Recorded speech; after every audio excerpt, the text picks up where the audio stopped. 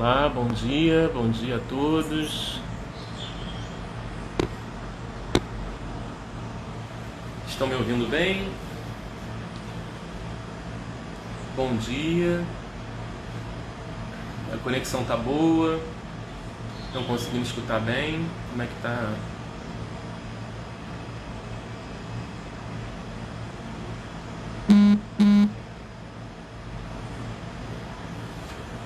Acho que a conexão tá boa, né? Então vamos aos pouquinhos, né? As pessoas vão entrando, sejam bem-vindos, né? A gente pretende ter uma manhã onde a gente possa trocar um pouco mais sobre o para além da teoria psicanalítica, né? E eu queria começar agradecendo a Speed pelo convite de estar aqui, né? É um projeto que a Speed está iniciando, né? É o primeiro ao vivo que a Speed está fazendo, e eu e o Bruno fomos convidados para estrear, né? Eu falando agora às 11 horas, no primeiro ato, né? E no segundo ato, o Bruno Campos, às 13h30, vai dar continuidade a esse tema e a esse encontro, né? Daqui a 15 dias, outros membros da Speed vão estar também ocupando esse espaço virtual, esse espaço afetivo, né? Na presença de André Avelar e Silvia Zorni, falando novos temas, né? E a Speed pretende que isso seja também um novo canal, né, de contato com todos nós. Então eu queria agradecer, né, agradecer essa oportunidade de encontrar vocês nesse sábado, né, e dizer que na nossa divulgação a gente colocou que se o Freud dizia que aonde quer que ele fosse, um poeta lá estivera antes dele, né?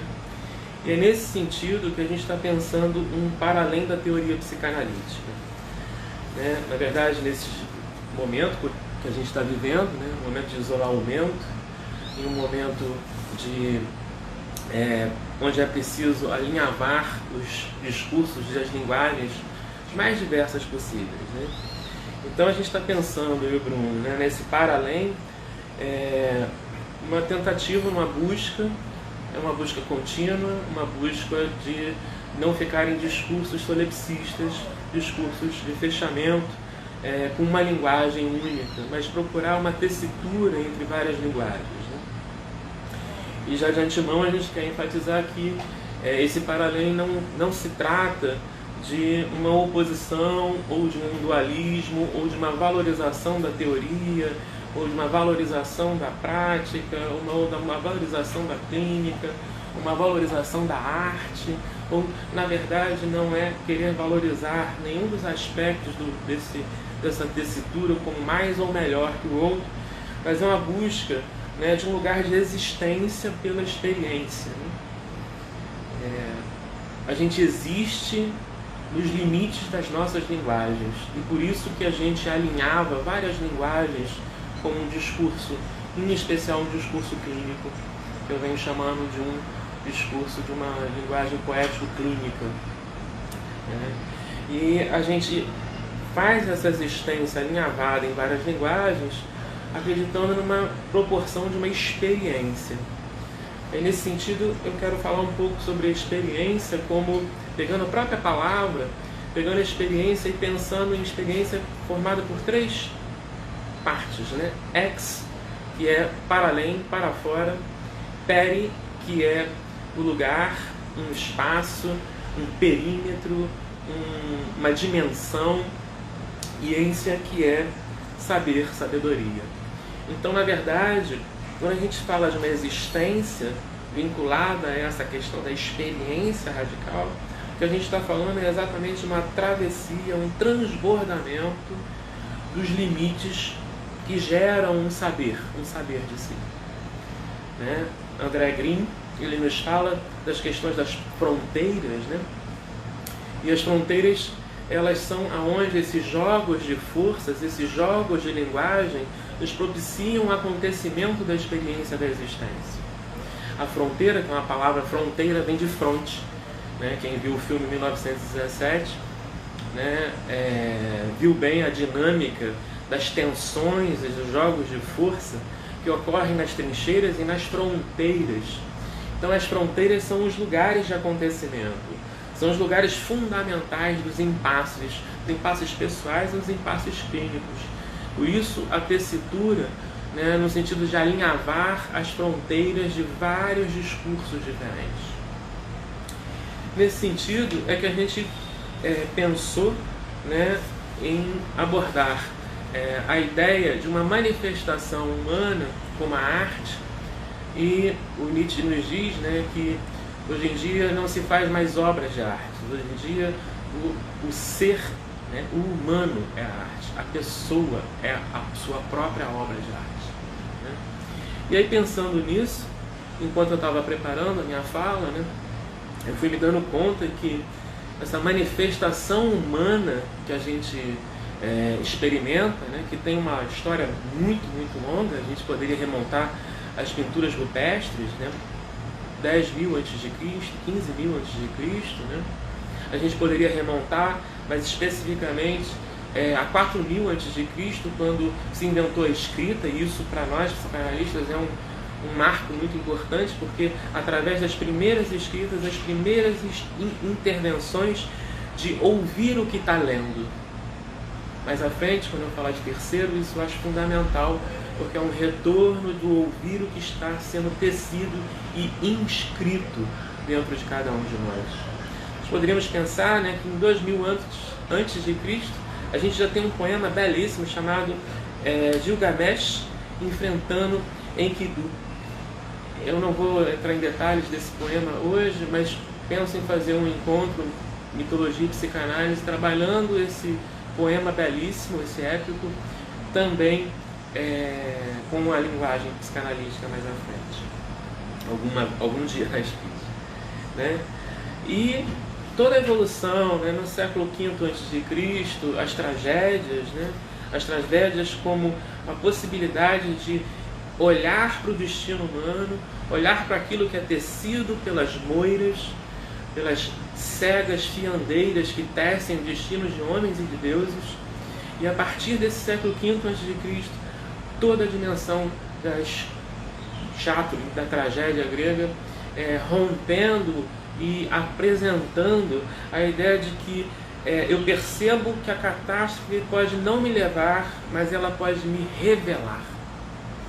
Essa ideia de um discurso, né, ao contrário de um discurso opressor, ao contrário de um discurso de poder, que em muitos sentidos vivemos hoje, né, um discurso de poder como um discurso pronto, um discurso seja político, seja médico, seja social, um discurso que oprime a cada um de nós, em especial um discurso que a gente tem nesse período de isolamento, enfrentado a necessidade de, tal qual na tragédia, a gente sair dessa dimensão do tragédia para uma dimensão de fazer uma fala própria da sua vida frente a esses acontecimentos, frente a esse discursivo, aquilo de falar num fluido, num contínuo. E aí podemos sair do trágico e começar a falar de um discurso pessoal, um trágico que seja uma apropriação da minha existência. E todo esse contínuo, né, a gente foi tendo crescentes de discursos, né, até que mais ou menos no século VI, né, século IV a.C., né, a gente tem o início da filosofia, e como início da filosofia, a gente tem uma espécie de cisão, né? Tem um livro chamado Política, né, de Platão, onde traz as ideias de Sócrates e Platão a respeito de uma utopia, de uma cidade utópica, de uma humanidade utópica que seria, na verdade, permeada por uma realização que não fosse atravessada pela poesia. Uma cidade utópica onde os poetas eles seriam opostos aos filósofos, onde o filósofo rei bania um pouco o poeta como uma dimensão meio menor ou mentirosa de uma realidade, como um equívoco de uma realidade. E é uma pena porque essa cisão ela acaba criando um império da razão. né? Se no início da filosofia a gente tem um Heráclito que diz que a filosofia deve se preparar para um tipo de logos, um tipo de palavra que não seja uma palavra decaída em argumentação, algo muito próximo do que a gente vive nos nossos consultórios, buscar uma palavra que não caia em argumentação, que não se decaia, né, com essa exigência de uma cisão racional, onde a razão é sobreposta e colocada como algo imperioso, né. Nós temos um outro destino onde a poesia, os poetas, os artífices, os fazedores vão ficando à mercê e à margem ou marginalizados na questão de um discurso, de uma linguagem, né, como vista como útil. Então, isso vai durante muito tempo, né, até, enfim, Descartes, né, até que a gente pode dizer que já no século XX, o bom Freud, ele, podemos por que não chamá-lo de poeta, ele nos apresenta uma outra dimensão. Então, se pela razão, até a filosofia, até os saberes, os focos poéticos ficam sendo revisitados como resistência a esse imperioso da razão, né? Esse margeamento, ele se amplia, esse alinhamento, esse alinhavamento, ele se amplia, né? Mas se atrás, pela razão, nós precisamos de palavras, agora, com Freud, nós podemos pensar de que precisamos das palavras esfregadas até a poesia, palavras transformadas como arroubos poéticos, né? Então a arte da psicanálise, em sua gênese, ela acaba por inventar e inventar-se durante o próprio caminhar, inventar-se através das palavras, não no sentido de como meio, mas através das palavras no sentido de, assim como a luz entra na sala através do vidro da janela, assim também as palavras nos trazem os nossos afetos, os nossos encontros e desencontros, os nossos encontros e desencontros em paradoxos, em especial nos encontros clínicos.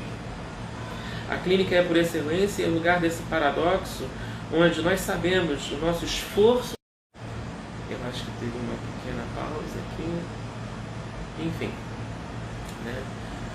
Não sei se caiu, mas continuando, né, esse esforço para uma linguagem, né, que possa nos ser útil e nos ser criativa, criadora nos nossos encontros, em especial os nossos encontros clínicos, né? E é nesse esforço e nessa valorização da poesia que não só em Freud, mas que, por exemplo, em Thomas Ogden, quando ele vai dizer nessa arte da psicanálise, o título dos textos dele, e ele vai dizer, por exemplo, daquilo que eu não abro mão, o primeiro item é a humanização, e essa humanização está ligada diretamente ao aspecto poético do humano. Para não ficarmos apenas na linguagem psicanalítica, né? Edgar Morin, que é antropólogo, é sociólogo, é filósofo, né? Ele nos presenteia com uma imagem muito interessante, que ele fala que o ser humano se relaciona por dois tipos de linguagem. Uma linguagem da prosa, que é a linguagem prosaica, uma linguagem até vaidosa de si, porque se encontra alicerçada e ancorada no império da razão, né? Mas uma linguagem da prosa, da narração, uma linguagem que é da ordem do falar, né? E essa linguagem que é da ordem do falar, ela é a linguagem do cotidiano, né? Por outro lado, temos uma outra linguagem, que ele diz que é a linguagem da poesia, e que a linguagem da poesia, para ele, é a linguagem do que importa, é a linguagem daquilo que realmente conta. Interessante pensar a ideia de importar, né? Porque exportar é levar para fora, né? O Brasil exporta café, né? Importar é trazer para dentro. Então a linguagem poética é aquilo que nos faz conexão conosco, é aquilo que nos faz afetação, aquilo que nos faz compreensão e nos faz ponte entre as relações e, em especial, enfatizo, né, as relações humanas, mas precisamente na clínica. Então, Eduardo Galeano, quando ele diz que o mundo não é feito de átomos, mas que ele é feito de histórias. E a gente pode começar a pensar que essas histórias que o mundo nos traz, né, são histórias que são, na verdade, exercícios de poder verbalizar-se, exercícios de poder inventar uma pessoa de si mesmo. Usando Manuel de Barros, um poeta que quem me conhece sabe que eu utilizo muito clinicamente, né, é a ideia de que tudo que eu não invento é falso. Esse processo de inventarmos através de um discurso, inventarmos através de um fato, inventarmos através de uma possibilidade de relação e de contação de encontro. E aí eu quero entrar, né, de que essas palavras, que são palavras de objetos de encontro, né, e a gente sabe que a vida é arte do encontro, embora haja tanto desencontro pela vida, essas palavras elas vão tecendo na clínica um encontro entre analista, analisando, e a própria ideia de que essa inscrição e de que essa leitura e de que essa contação entre analista e analisando vão formando um terceiro. Tal qual mencionei a ideia de que há mais de 3.000 anos atrás a escrita dava-se a ouvir algo com outros olhos. Esse terceiro clínico, que é uma teoria de Thomas Ogden, ele nos faz pensar que aquilo que lemos e que contamos, as histórias que tecemos juntos, os analistas analisando, vão formando uma outra coisa. E essas histórias que formam uma outra coisa seriam, na prática, a poesia extraída como uma espécie de uma poesia desse encontro dual, passa a ser um encontro analista analisando com a poesia, e a partir disso, a partir dessa tessitura, né, uma espécie de uma estufa de uma linguagem nova para o analisando. Essa estufa de linguagem nova que vai poder apresentar a esse analisando a possibilidade de um exercício de substituir aquilo que havia falido como linguagem, como relação, como crenças, valores, formas de ver o mundo, formas de estar, formas de se relacionar, a ideia generalizada de linguagem, que seria a linguagem como a possibilidade de encontro e desse encontro através de uma poesia contante, né? Então, a gente pode pensar, né, que essa poesia, ela não é da argumentação, ela não é da explicação, ela não é uma poesia que usa palavras acostumadas, mas pelo contrário, ela é uma poesia da emoção, da noção, do novo. Ela não é uma poesia baseada na tragédia que ocorre fora de nós, uma tragédia que se impõe com os discursos de poder. Ela é uma poesia do trágico, e aí, como diz Albert Camus, trágico é a felicidade, né? Ela é uma poesia de uma potência de poder falar sobre si, do trágico. Ela não é uma poesia da repetição, ela é uma poesia da invenção. Inventar nesse sentido poético do Manuel de Barros, né?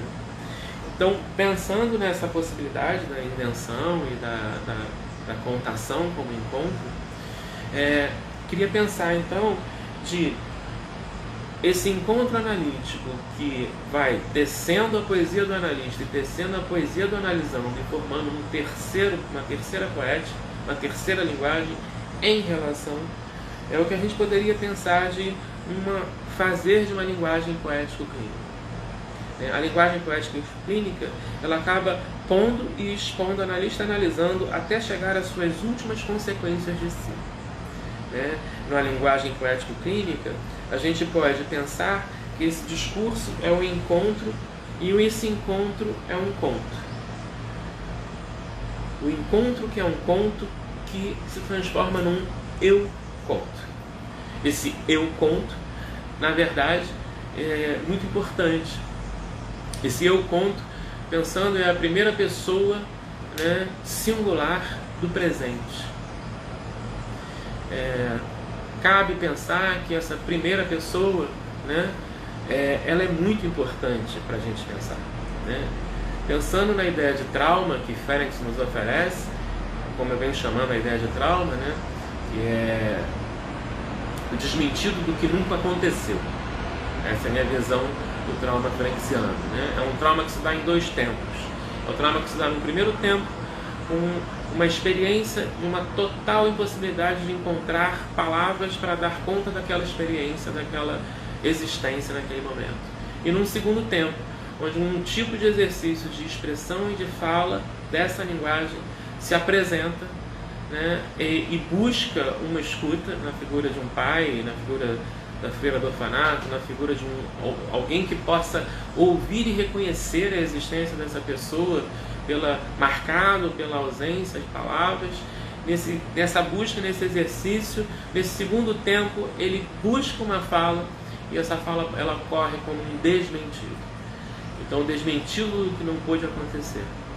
E aí a gente pode pensar que esse eu conto que ocorre na clínica, essa primeira experiência, né?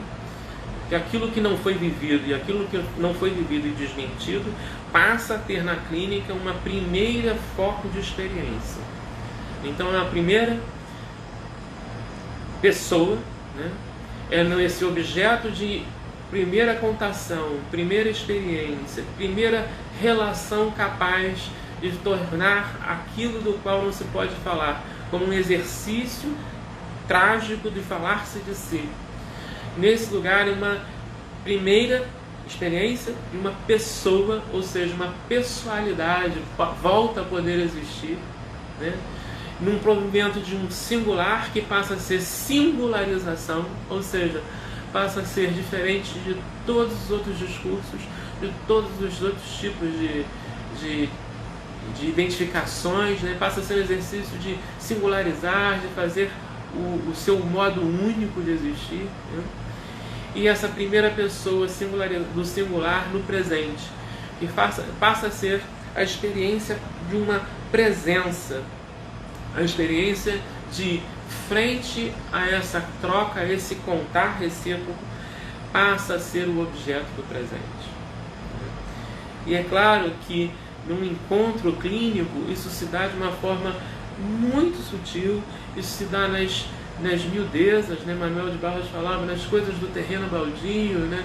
No infraordinário, é nesse infraordinário das sutilezas, das sensibilidades, da poesia do encontro clínico, que isso vai se tecendo em conjunto, o analista analisando, e que isso vai se fazendo uma nova linguagem possível para esse par, mas uma nova linguagem possível principalmente para esse analisando. Então, essa experiência de esse acontecimento, né, a poesia que se apresenta no consultório, ela não se apresenta nem como promessa, nem como um atestado, mas ela se apresenta como uma declaração de presença na multiplicidade dos sentidos que vão sendo construídos ao longo desse encontro analista-analisando. Esse lugar, a gente agora atendendo, né, majoritariamente, ou todos atendendo, né, pelo WhatsApp ou por outras mídias, né, a gente tem se dado conta de que o setting ele nunca foi o espaço físico, né? A gente tem se dado conta de que o espaço, o tempo, a nossa vivência, em especial nesse período de isolamento, a nossa vivência ela tem se dado como uma outra experiência, uma experiência de uma multiplicidade, uma experiência de uma tessitura que ocorre muito mais no vínculo e na poesia desse vínculo do que no concreto das palavras ou da fala, fazendo uma diferença entre falar e contar, né? A contação é o exercício de poder se colocar ativamente com palavras novas, não palavras gastas, não palavras usadas, mas ativamente nesse encontro e nessa tessitura de uma nova linguagem. Então, eu me propus a falar um pouco menos de meia hora, até para poder ouvir, trocar, enfim, ver através das perguntas, através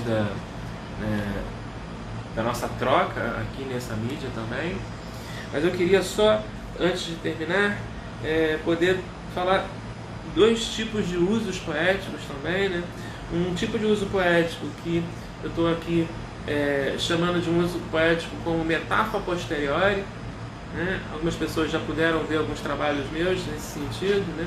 Quando eu falo, por exemplo, da senhora P, fotografia, né? A senhora P, fotografia, foi um trabalho que eu fiz fazendo uma ponte entre a fotografia e a discursividade, a linguagem fotográfica, né, ajudando a tecer o meu encontro entre analista analisando, né, que é a senhora T. Né? Outras pessoas já viram a senhora T, né, que foi um trabalho, né, a posteriori poético, no sentido de que, movido por uma experiência minha no Tomiotaki, lá de São Paulo, né, no Instituto Tomiotaki de São Paulo, eu vendo um quadro da Tomiotaki chamado Pintura Cega, aquilo me causou uma experiência, que foi vivida como uma metáfora da linguagem psicanalítica. E eu fiz uma costura apresentando um trabalho de senhora T, né, baseado na Pintura Cega de Tomiotaki. Né.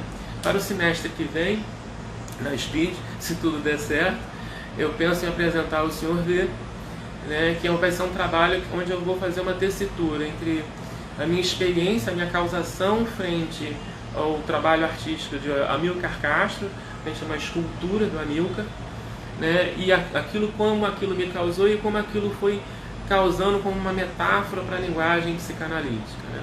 Então tem esses usos, né, tem esses movimentos de usos de uma poesia despertada através da pintura, através da escultura, através da dança, né? A psicanálise toda, a psicanálise e a arte contemporânea nasceram juntas praticamente, né? São irmãs, né? E essa ideia de uma fragmentação da imagem de si, né? Que a psicanálise e a arte contemporânea nos ofereceu, ajuda a gente a facilitar esse alinhavamento entre essas linguagens, né, entre a linguagem da arte ou a linguagem da psicanálise. Então, por exemplo, né, se o balé clássico ele tinha toda uma história contada, um início, um meio, um fim, né, o balé moderno contemporâneo, né, ele faz uma experiência estética, uma experiência de causação, uma experiência de fragmentação, uma experiência onde a poesia ela é passada de uma outra forma, né? Então toda a questão da representatividade, né, toda a questão da pintura, por exemplo, né, que foi sendo atravessada desde as perspectivas das pinturas retratistas, das pinturas concretas, né, até as pinturas contemporâneas, né, até o modernismo com suas formas, né, com suas cores, né, tudo isso foi uma passagem que também atravessa a psicanálise, saindo de uma psicanálise inconsciente, tornar inconsciente consciente, como algo da ordem da representação, para uma psicanálise pensada como a da ordem do irrepresentável, né? E aí a gente pode pensar na Reverie como principal forma de diálogo entre inconscientes analistas analisando, pensando na Reverie também como uma espécie de fluxo de um viés poético desse encontro analista analisando.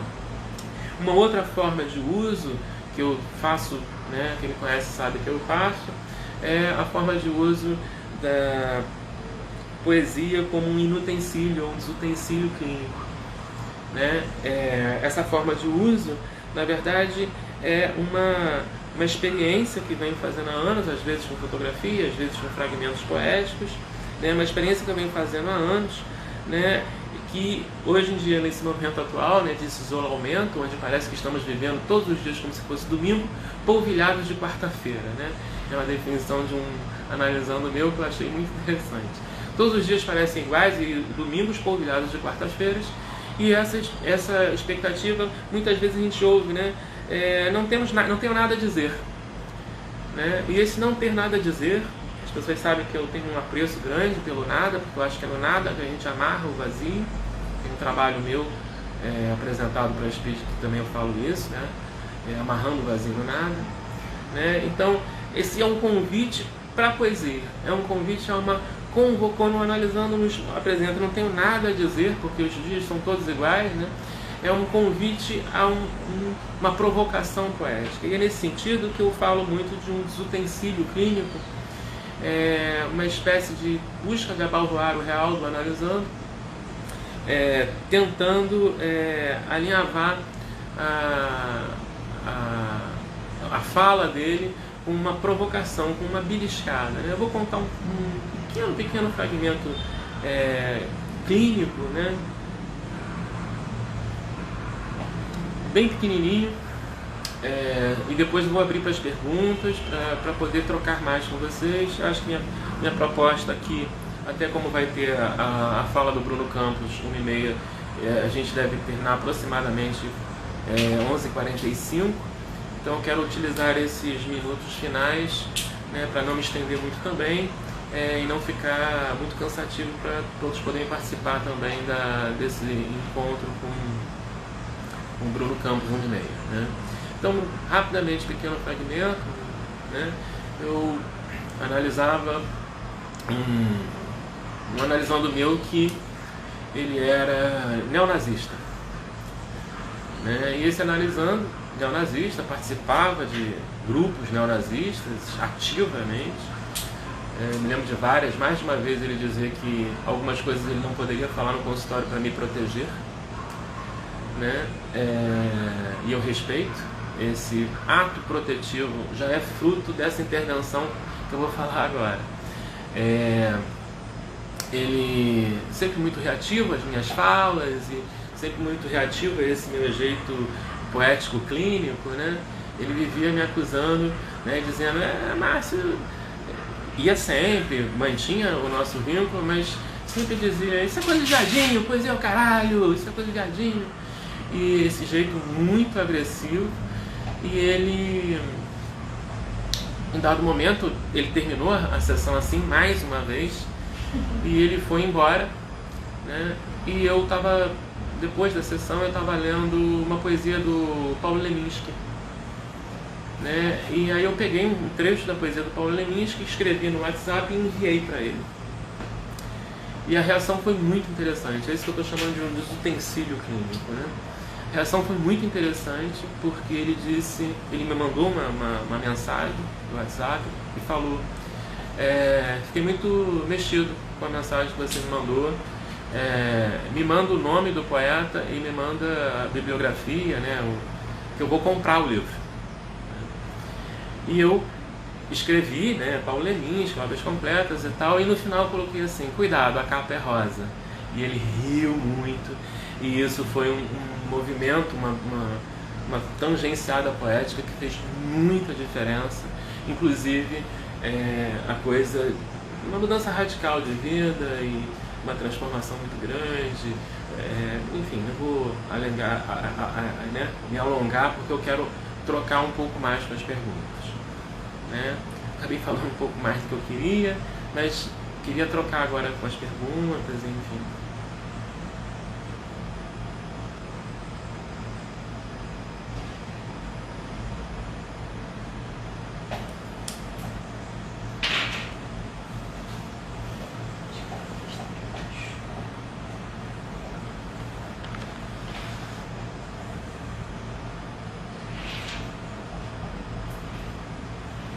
Uma das perguntas é para que eu fale mais, né, explicando melhor a questão do isolamento, né? Isolamento, a gente estava vivendo uma sociedade muito acostumada, né? Uma sociedade muito viciada, uma sociedade de amores líquidos em liquidação, uma sociedade do cansaço, uma sociedade exausta, uma sociedade do consumo, uma sociedade que se impõe em posturas e impostações nos canais midiáticos, né? Uma sociedade preocupada nas imagens, uma sociedade, e de repente, né, a gente viveu agora, contemporâneo, essa experiência avassaladora de um real que invade, de um real que faz todos nós ter que voltar para dentro de si, voltar para dentro da sua própria casa, voltar para dentro do seu próprio corpo, voltar, né? Não temos mais, ninguém vai fazer foto de pijama na sala para botar nas mídias, né? Então a gente acabou precisando, né, nesse movimento de isolar-se, precisando encontrar algum grau de poesia, né? Então esse isolamento é uma provocação, uma tentativa de ser poético, numa busca de causar o despertar de que durante, né, esse isolamento a gente tem um potencial de construção, um potencial de crescimento muito grande, né? E daí a ideia de um isolamento, daí a ideia de alguma coisa que possa criar uma nova discursividade, em especial os nossos encontros, né, agora via WhatsApp, Zoom, enfim, não importa a plataforma, mas nesses encontros via as mídias digitais, né? Então, quando eu crio essa palavra isolamento, né, e até André Avelar muito carinhosamente usou até na live dele, no ao vivo dele, e tem usado, enfim. Então esse isolamento nesse sentido, né? E também pediram para falar um pouquinho mais do desutensílio. Desutensílio é uma palavra que eu pego emprestada da poesia, do Manuel de Barros. Esse desutensílio, a ideia, como eu tentei ilustrar, né, são às vezes uma fotografia que eu utilizo, às vezes um fragmento poético, como eu acabei ilustrando agora com esse meu analisando ex-neonazista. Ele hoje em dia é ex-neonazista, casou-se, enfim, está inclusive escrevendo um livro de poesias, mas isso já é uma causação poética outra, né? Outra pergunta.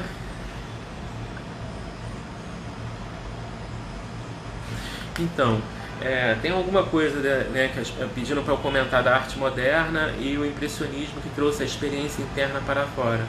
Verdade, a gente teve tanto o impressionismo como o expressionismo alemão, né, toda uma formatação de buscar não mais a representatividade, mas buscar o irrepresentável interno, né? Para além, por exemplo, de outros movimentos como o dadaísmo ou o movimento surrealista, né, de Breton, né, surrealismo e dadaísmo, né, mais ou menos em 1924, e portanto muito contemporâneo do Freud, muito online, né? O texto O Estranho é de 1919, né? E esse estranho familiar do Freud, ele está diretamente ligado, né, ao movimento surrealismo, ao Dalí, né? Mas já um outro viés, né, é um viés onde ele se pretendia pintar alguma coisa da ordem da representação sobre o irrepresentável dos sonhos, né? Era a intenção do Dalí, né? Mas as obras de arte de forma geral, e a gente pode atravessar as pinturas de rua com o Banksy, que a gente tem usado nos seminários lá na SPID, né, como provocações também, né? A arte de forma geral, né, ela vem cada vez mais, e isso é uma influência direta nessa fragmentação do ego, esse sujeito que nunca mais foi um espelho, ele é um espelho espatifado, ele é um espelho em fragmentos, né? Isso mobilizou toda a dança contemporânea, mobilizou a arte, a pintura, as performances, né? Enfim, organizou tudo. Então, sim, essa tessitura entre a arte e a psicanálise, ela vai amarrando, né? Ela vai alinhavando ou como uma provocação, ou como uma forma de leitura, ou como uma linguagem própria, de uma linguagem poético-clínica, e ela vai causando, digamos assim, eu vou ver outra pergunta aqui.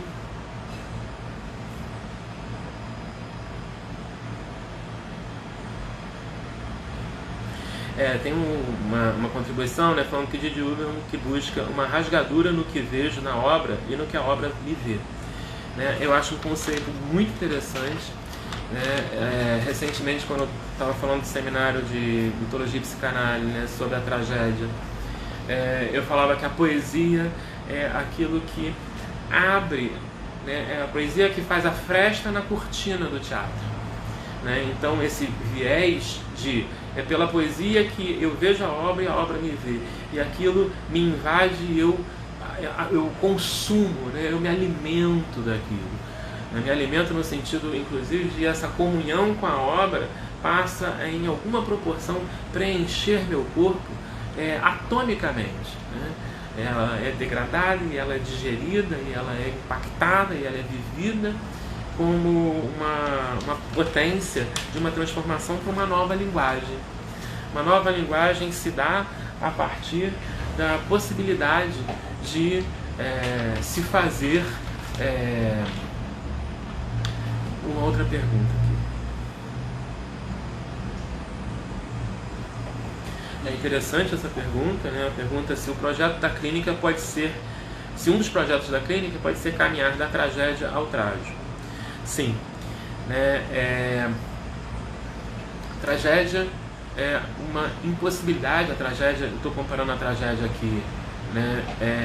Fazendo um paralelo com a teoria do trauma, que eu falei um pouquinho aqui, a teoria do trauma ferenciano, onde a tragédia seria a relação com alguma outra coisa, né, que me causa uma impossibilidade de absorção, uma impossibilidade de relação, uma impossibilidade de palavras para falar daquilo que eu estou vivendo, né, uma impossibilidade de uma inscrição da linguagem para falar aquilo que eu estou vivendo, né, e que nesse primeiro movimento, que seria a grande tragédia, né, seria a reprodução de um destino fatídico, um destino terrível, traçado por algo externo a mim, como as moiras, as velhas cegas e tecelãs que iam fiando os destinos na mitologia grega, né? Então, a tragédia seria a total submissão ao poder do discurso do fora de mim.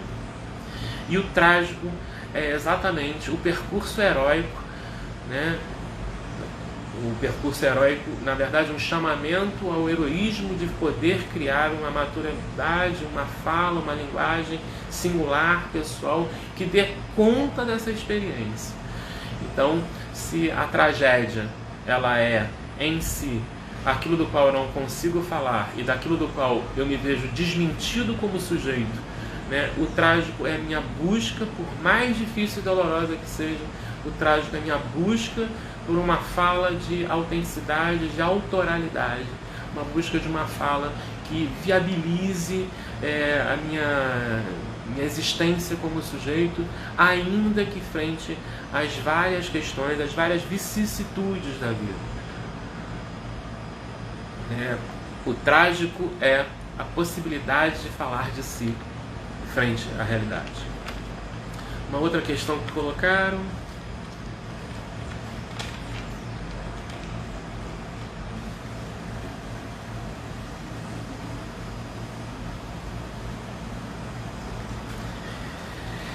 era uma questão interessante, né? O que você acha da presença dos psicanalistas nas redes falando para o grande público e não só para outros psicólogos?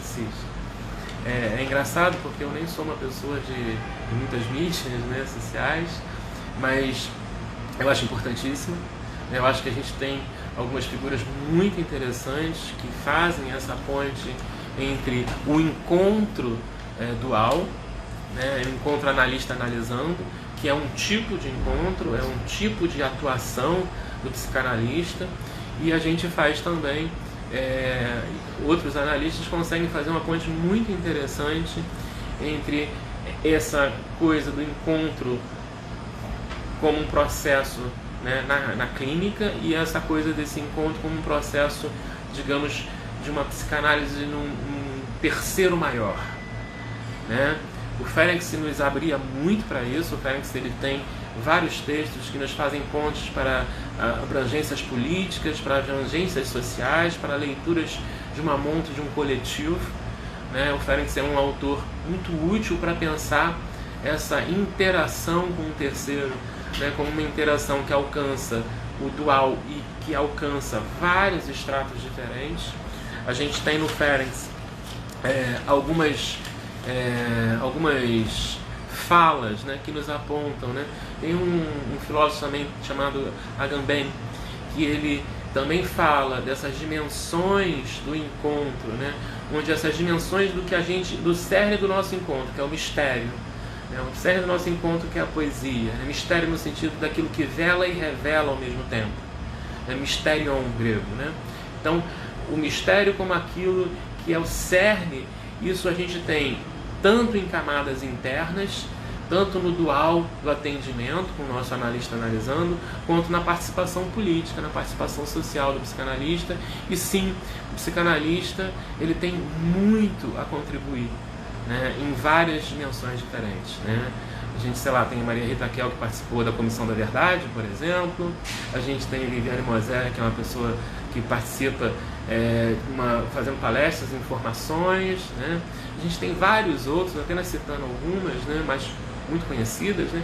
Mas a gente tem vários outros, inclusive colegas nossos, colegas da SPID, que buscam também uma atuação no sentido de levar uma possibilidade de leitura de uma linguagem da psicanálise como forma de inserção e como forma de intervenção política social, né? Uma forma de viabilizar. Mais uma última pergunta. Agradeço as perguntas, né? Mas a nossa hora está chegando, né? Também temos um encontro um pouco mais tarde, que é um encontro com o Bruno Campos, onde propositalmente nós pensamos em 2 atos, para ficar muito parecido, inclusive, com o que acontece nos teatros, né? No primeiro ato, no intervalo e no segundo ato, né? Justamente para fazer também uma provocação artística, né? No nosso formato de apresentar também, né? Então, eu vou encerrar com essa última pergunta. A potência da contação na clínica, no que toca com o real. Fale mais um pouquinho. Né? Tenho chamado de contação, né, a capacidade desse um tipo de encontro entre analista e analisando. Contação nos remete a uma experiência muito primeva, né? Sei lá, né? A gente imagina uma contação de histórias, né? A gente imagina uma vovó de cabelo azul tricotando e contando histórias para o netinho, mesmo que a gente nunca tenha tido essa figura dessa avó, né? Uma figura mítica, né? A contação ela nos remete a coisas ainda mais primitivas, por isso também eu comecei falando de coisas tão 3.000 antes de Cristo, né? Coisas mais primitivas, que era aquela ideia de caravanas, por exemplo, atravessando o deserto. E nessa travessia do deserto, a gente pode falar da travessia do deserto da existência, né?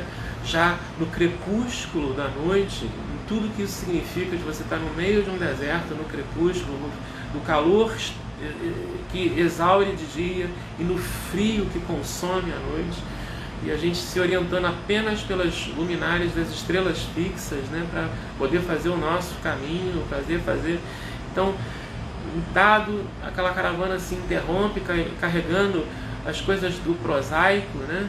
Carregando as coisas da prosa, e à noite se reúne à volta da fogueira para poder trocar, para poder fazer um exercício de contação, para poder falar as histórias e aí fazer aquilo que interessa, né? Aquilo que primitivamente nos torna humanos, né?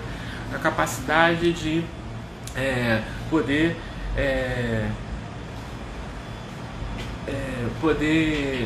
adentrar a realidade com outros olhos, a realidade da poesia, do cerne do humano. Então a contação é um termo que nos leva muito para esse lado primevo. Em minha experiência na clínica, quando o analista analisando faz esse exercício de um fala, o outro fala, essa contação recíproca de experiências, ela se dá muito no cerne da afetividade da poesia.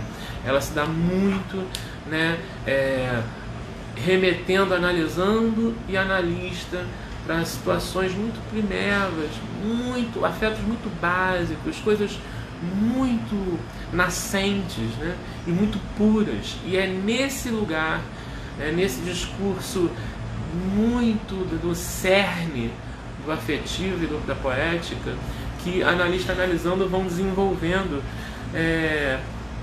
com a possibilidade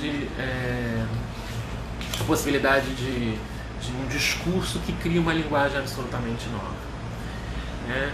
Estão pedindo também para falar um pouquinho mais de Heráclito, né? E outras perguntas tantas, né? De Heráclito eu vou apenas dizer que Heráclito e Ésquilo, né, os dois tinham uma frase muito parecida e que é absolutamente psicanalítica, né, que eles diziam que a palavra é o remédio para a alma, né? Então, seja a tragédia grega, seja os pré-socráticos, antes desse império da razão, antes desse discurso de imperiosidades, né, a gente tinha um acesso a um tipo de linguagem que, é claro, que a gente está buscando quando a gente faz o nosso encontro clínico. Nosso encontro clínico, ele é dar à razão um lugar de parceria, dar à poesia um lugar de parceria, dar, né, como eu disse, não se trata de uma questão de oposição, ou de opostos, ou de enfrentamento, mas de um movimento fluido, né, que possa gerar uma outra coisa, né? Algumas pessoas me pediram filmes, enfim, né? Eu realmente estou com o meu horário bastante esgotado, né? E eu, né, né, enfim, estou com o horário bastante esgotado. Eu sei que não deu, né, para a gente abordar todas as perguntas. Eu agradeço muito as perguntas, eu agradeço muito o carinho, a participação de todos. Agradeço novamente a Speed pelo convite que me fez para participar nesse primeiro movimento ao vivo da Speed e nesse primeiro ato, né? E convido, né, para todos os outros movimentos, né? Daqui a 15 dias, André e Silvia. E convido para hoje também à tarde, 1h30, para poder ver o parceirinho Bruno Campos, também poder falar, dar continuidade a esse tema, que é um tema gigantesco e que com certeza a gente terá outros espaços, já ficam todos convidados. A gente também tem intenção de fazer alguns espaços de partilha na Speed aos sábados, né? E a gente está montando esses projetos e para outros, né, outros movimentos também que a Speed com certeza vai poder oferecer, né? Agradeço muito a participação e espero que tenha sido bom para vocês como foi para mim, tá? Um grande prazer e até breve.